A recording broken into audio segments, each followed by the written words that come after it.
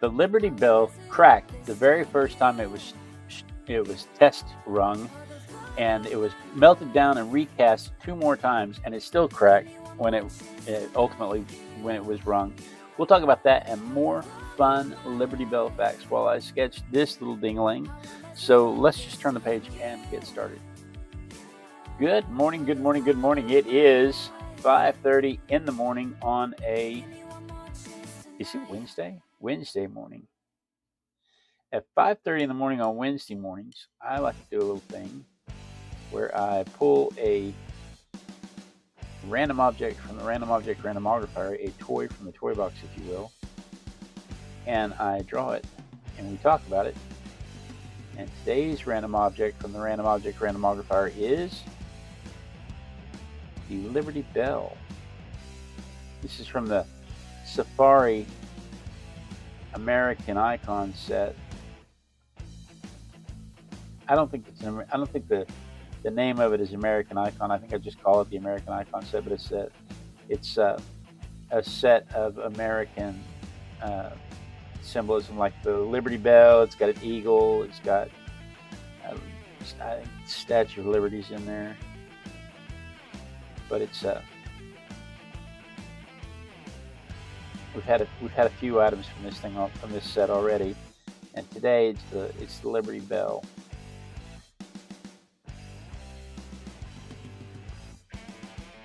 Good morning, Rick.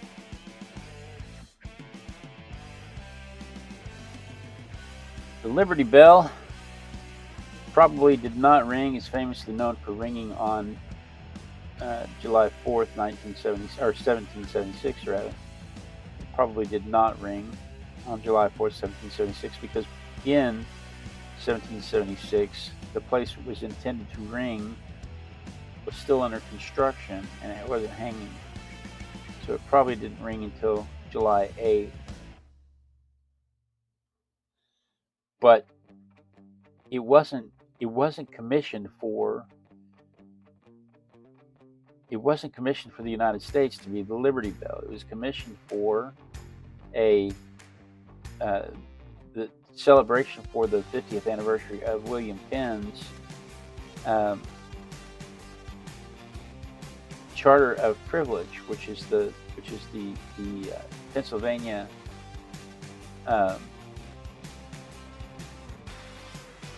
Constitution. I'll get my words out eventually.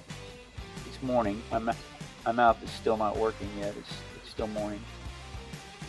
But eventually I'll figure out what it is I'm trying to say.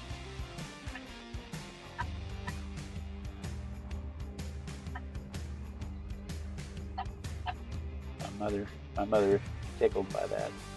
My mother is in the chat. She tells me what's going on in the chat, because I can't read the chat and draw and talk at the same time. It's a failure of my upbringing, I'm sure. I didn't have any problems learning how to talk, though.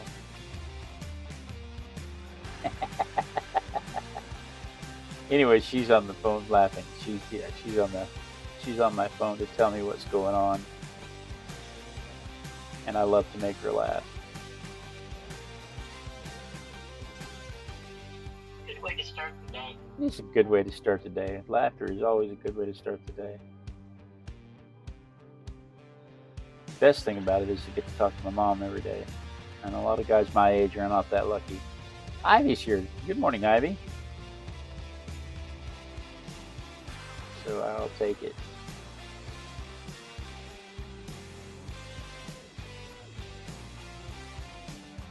Ivy just showed up in the chat.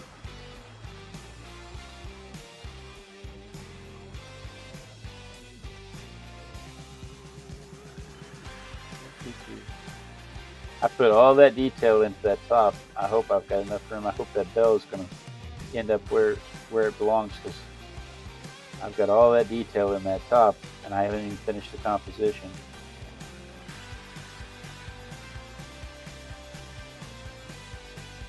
I think we're okay.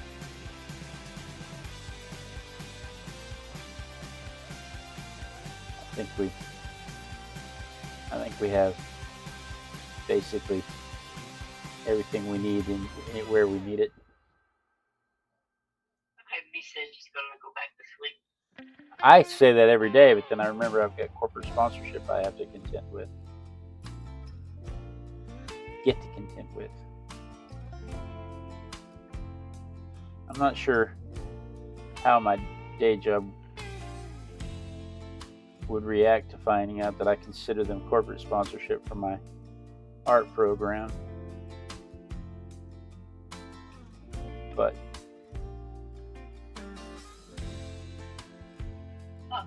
There's Pamela. good morning, Pamela. But the truth of the matter is that's exactly what they are. They are corporate sponsorship for my art program.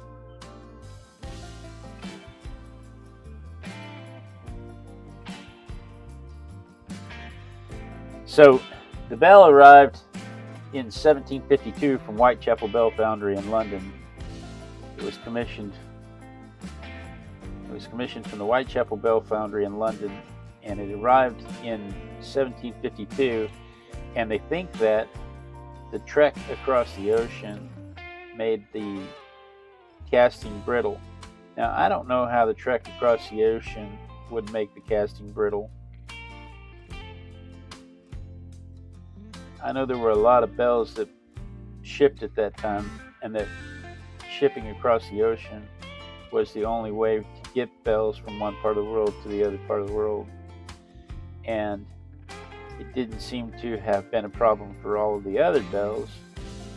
So blaming the trek across the ocean seems a bit silly to me, especially trying to accept it as a legitimate reason as to why the bell cracked in the first place.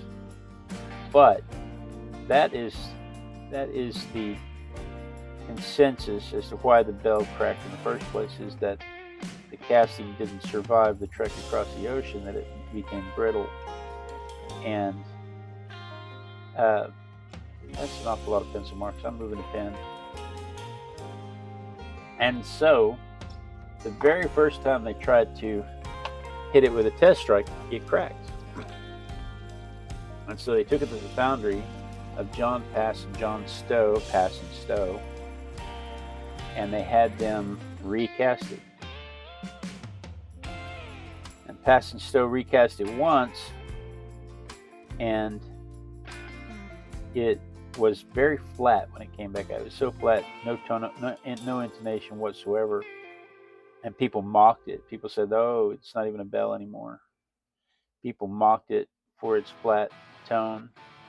And so they melted it down and they cast it again. So this bell got melted and cast 3 separate times.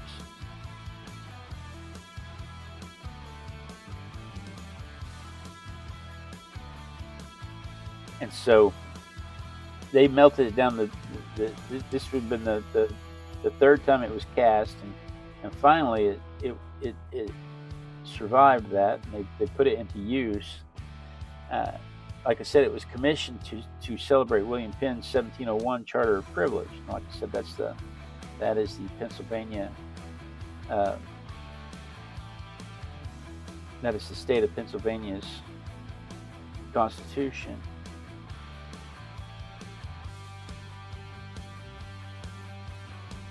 And it has a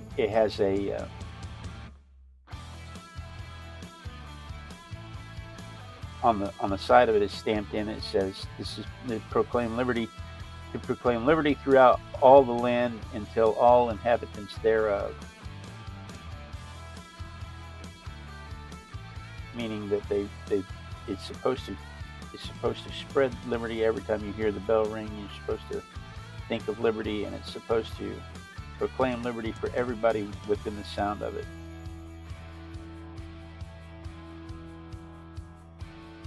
But it wasn't known as the Liberty Bell. It was the State House Bell. It was just called the State House Bell until an abolitionist newspaper, an abolitionist poet, got hold of it in 1835. the anti-slavery record wrote an article about the Liberty Bell and said that the state of Pennsylvania was not living up to its proclamation. And somebody wrote a poem about that under the same name, Liberty Bell, and that's how the name stuck. That's how it became known as the Liberty Bell.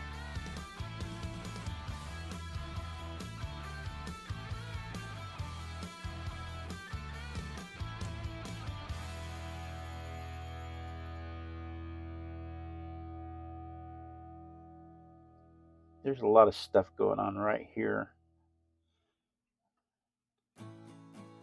We have Rajesh Kumar.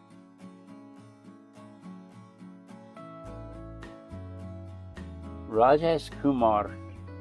Good morning, Rajesh.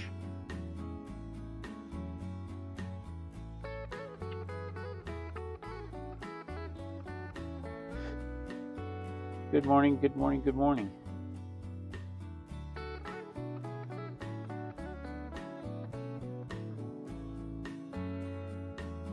It wasn't commissioned as the Liberty Bell, and it wasn't known as the Liberty Bell for almost the first 100 years of his life.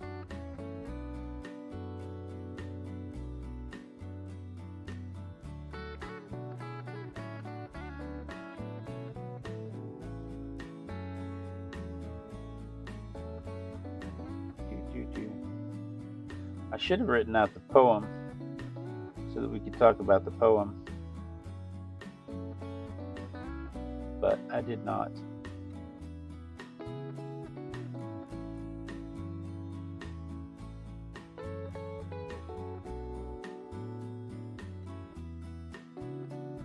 As my daughter would say, but she didn't. All right. I think I've captured the essence of the bell there. That's what we're going to get. We're going to get essence of bell this morning. I'm going to have to start setting a timer. You have 3 minutes to do this part. You have 3 minutes to do this part. Like a chess timer. Or an egg. Thinking about what they do to readjust the bell process for that would already was. Yeah. Yeah, especially with no electricity and no gas fuel. You'll have to remember that they had to have somebody shovel the coal and the wood into a furnace, and then somebody had to work a bellows to get the furnace up to heat.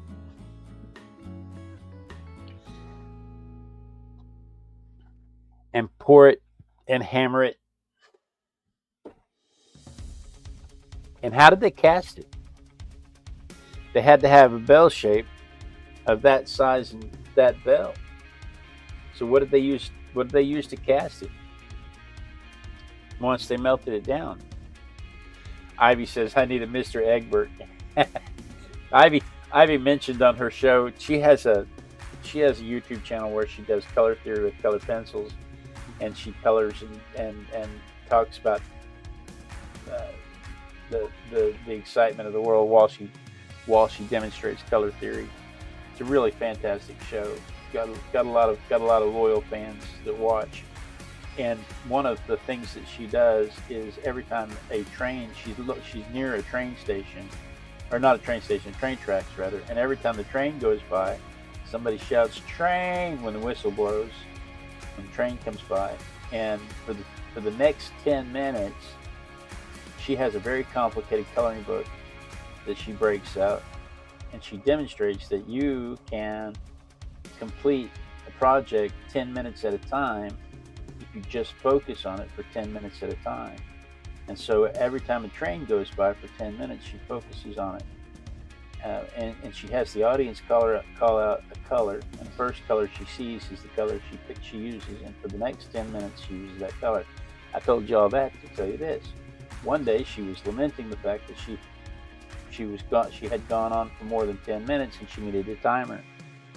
And a timer showed up at her door. Somebody in the audience just sent her a timer. an egg timer, and it's like a hourglass. Somebody in the audience just said, "You need an egg. You need a what'd she call it? An egg bird," and it just showed up. So she's putting that out in the audience. She's putting that out in the universe for me.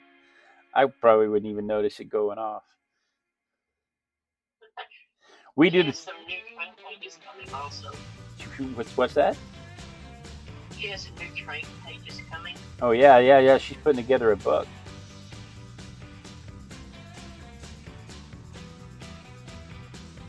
I have the same policy here, by the way. Every time we hear a train here, I work on a complicated project for 10 minutes.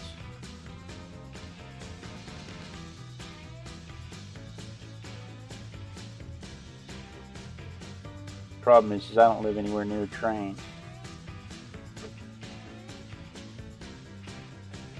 This is true.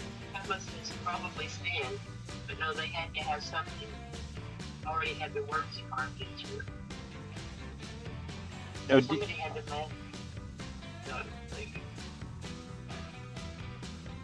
what am I trying to say? The cast. Did they have the words carved into it, or did they hammer the words into it after?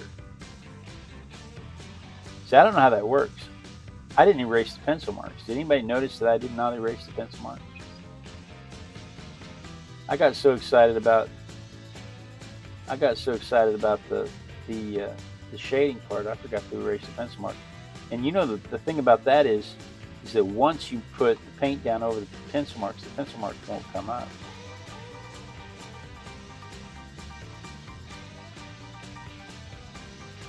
So we will dry this, and then we'll see if we can get whatever pencil marks are on there that we need to get off. We'll see if we still can. But I got so excited about putting the shading down on it that I completely forgot about it, erasing the pencil marks.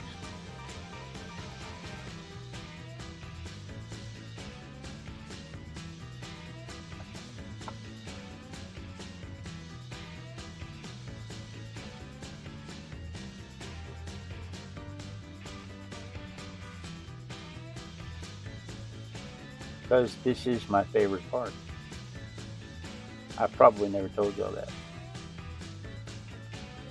But this is my favorite part.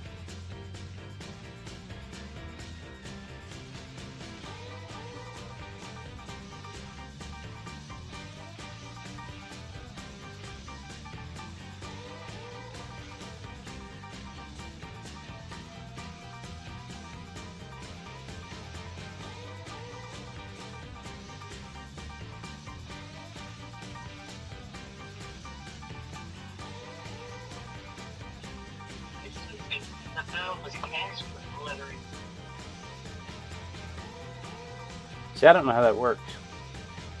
Me neither. I've been to a foundry where they make, the one I went to, they made valve bodies.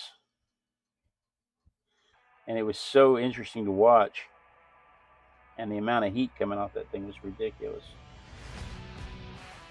Let me dry this real quick, and then we'll see if we can take those pencil marks back up.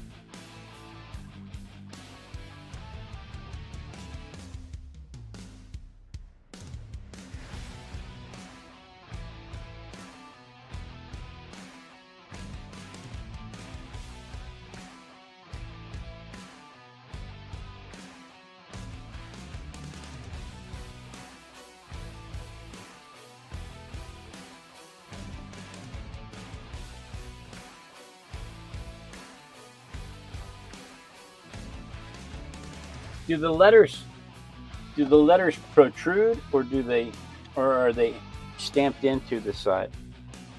Because if the letters protrude, then that means they could have just taken a chisel and marked the letters out into their sand form.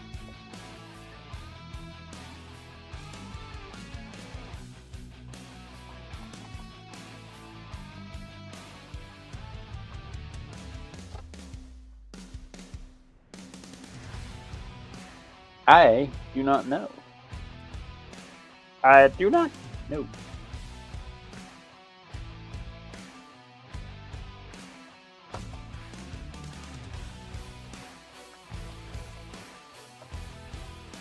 I just know it says Passing Stowe on the side of it. It no longer says Whitechapel Bell Foundry. It says Passing Stowe. With most of the pencil marks came up. You can see some of the pencil marks are trapped on there. Most of the pencil marks came up. We'll be all right. We'll be okay.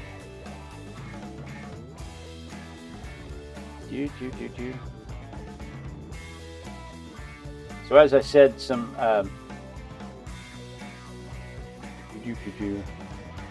the anti-slavery record of Pennsylvania was the first place it was called the Liberty Bell, and it became an icon for the abolitionist movement before it became an icon for the American freedom, for the American liberty movement. They protrude, she says.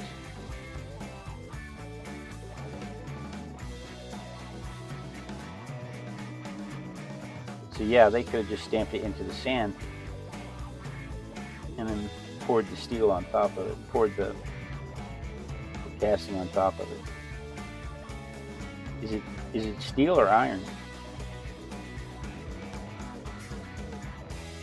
It's cast steel, right?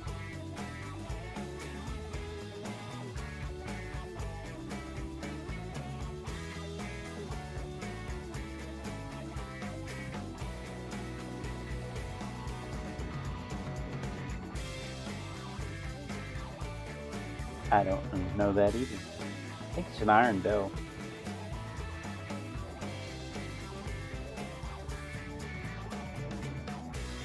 In 1777, it was smuggled out of the capital, Pennsylvania capital. It was smuggled out in a hay wagon to prevent the British from destroying it. And it spent the next 9 months in a church, the Zion's Reformed Church in Allentown, Pennsylvania, under the floorboards, under the protective watch of the congregation.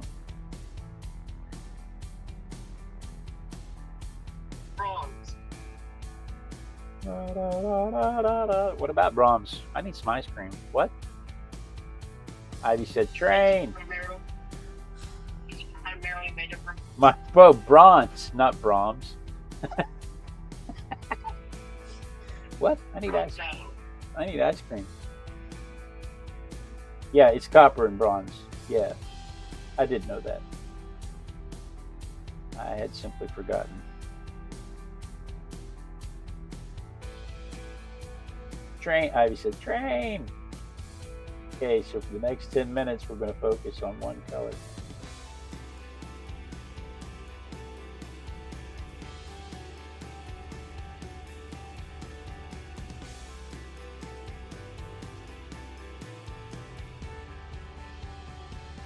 Because we don't live anywhere near a train station. I could do it with ambulance sirens though, firehouse sirens, because we have a fire station just right outside the neighborhood. Every time we hear a fire engine going off, we could do it.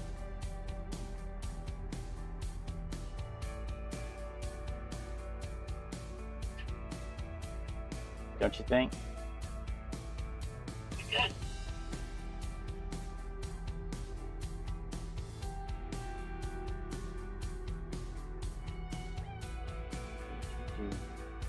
I need that to dry just a little bit. I don't want it to be completely dry, but I need it to dry just a little bit.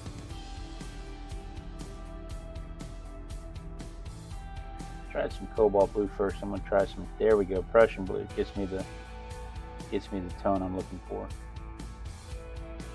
So the Prussian blue on top of that vermilion gives you the impression it reads as brown.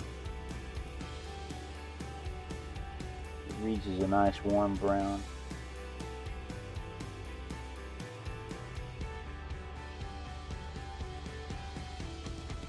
Be careful you don't turn it into mud though. And you want to be careful you don't reactivate your Payne's gray. Pamela says she took a jewelry class where they did the lost wax system. They carved out the pieces and molded and refined them. But she doesn't think that would have been possible with this. No, that's a lot of wax, huh? That lost wax system is really very interesting. My beautiful young bride took a jewelry class also. She actually made my wedding ring. She didn't intend it to be my wedding ring when she made it. I stole it when we started dating, and I wore it on my right hand the entire time we were dating. And then on the day we got married, I just took it off my right hand and moved it to my left hand.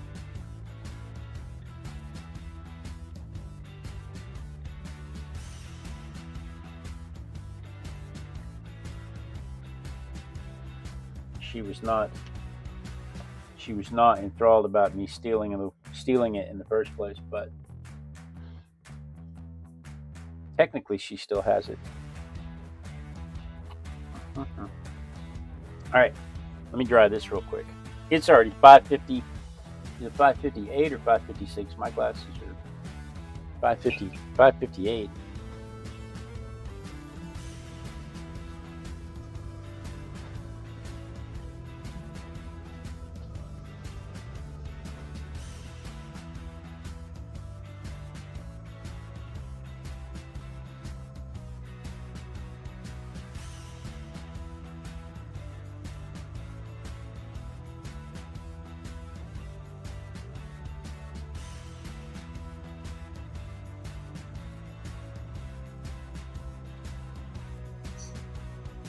Isn't it crazy how we went from having plenty of time to now being out of time?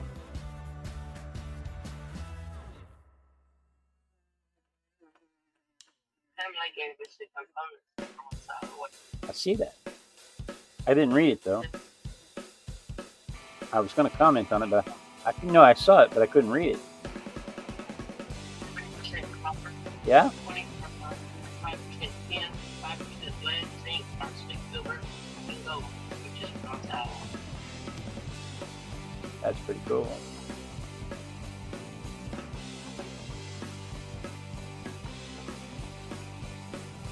Alright. Let's ink this bad boy. I was going to ask you to read it because I couldn't read it. You caught it before I had a chance to say anything. Here's the bell. These knots on the top of this look like it's a Lego piece.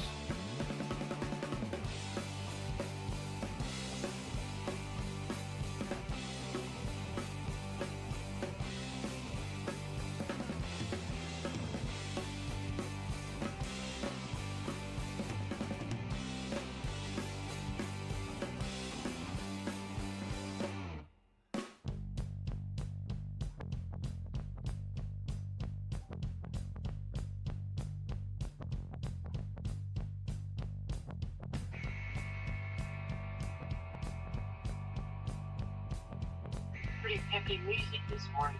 Can't even hear the music. I need to fix it so that I can at least hear it a little bit. It's especially important on Thursday nights. On Thursday nights we come back in here and we do this for fun. We don't talk about the science, history, nature, or culture of the object. We just draw something for fun. 2,080 pounds and 12-foot circumference. That's about the size and weight of approximately 2,600 bananas.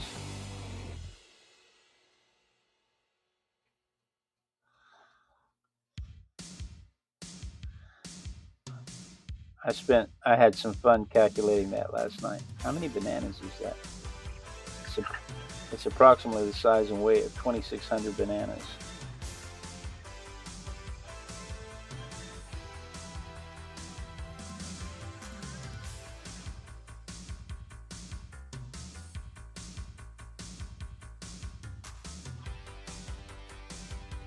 This is not the side of it that says pass and stow. It says pass and stow on the other side of it.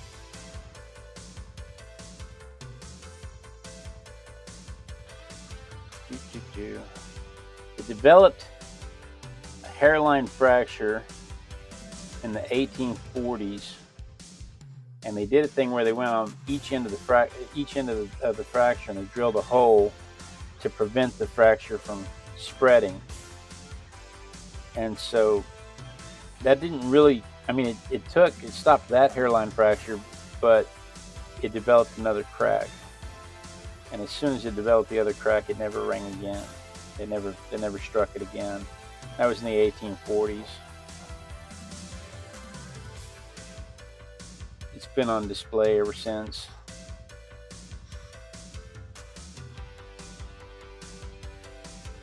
From 1885 to 1915, it went on its tour around America, into New Orleans, Atlanta, Chicago, Boston, San Francisco. Those are the major cities. Then I went to a lot of smaller towns and cities along the way.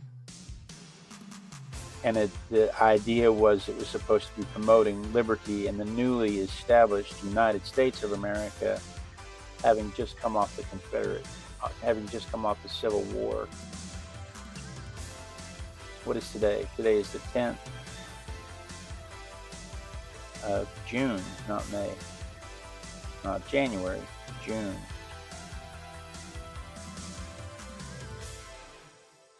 But today it gets about 2 million visitors annually.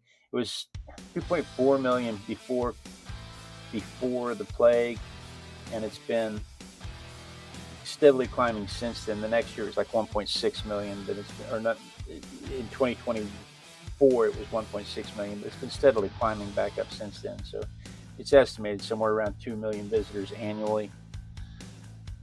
But a lot of people see the Liberty Bell every year. So there is my version of it compared to the photograph. Let's see it from my perspective.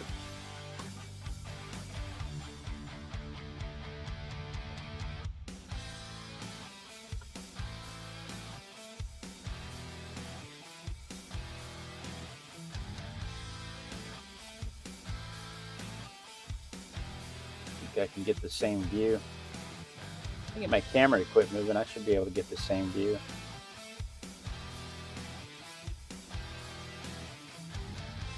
It's pretty close.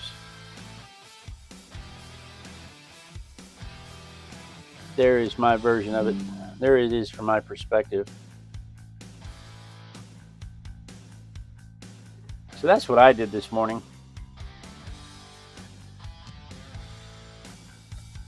Tomorrow, what do we have tomorrow? I am not even sure. I don't even know what is tomorrow. Tomorrow's Wednesday.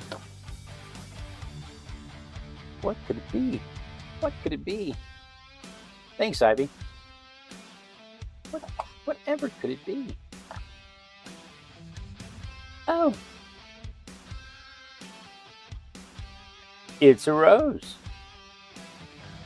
We can talk about how roses were initially cultivated as food. We can talk about how apples are in the rose family. We can talk about all kinds of really cool things about roses. Tomorrow morning at 5:30 in the morning Texas time, while I sketch this little twig. So you may want to set your notification bell for that. But for today, thank you so much for joining me. This is my favorite part of the day, when I get to art with my besties. Pamela says she received a wonderful package in the mail yesterday and just wanted to say thank you. Pamela, you are so very welcome. If I could have found your address, you would have got it a lot sooner. And then I was so mad when Amazon delayed it. Pamela got a coloring book in the mail.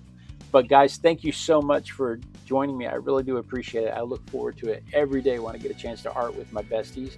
I really do, I truly do run down here so I can spend time with you guys. Pamela, Rick, Ivy, was there anybody else? In my head, I've got a whole list of people. Claudia, Dell, Gaming with Just Joe. In my head, I've got a whole list of people that I want to say thank you to, but I don't think they all came this morning. Rick says a rose by any other name is still a rose. Guys, thank you so much for joining me. Be sure and tune in tomorrow. Same Artistic Biker time, same Artistic Biker channel.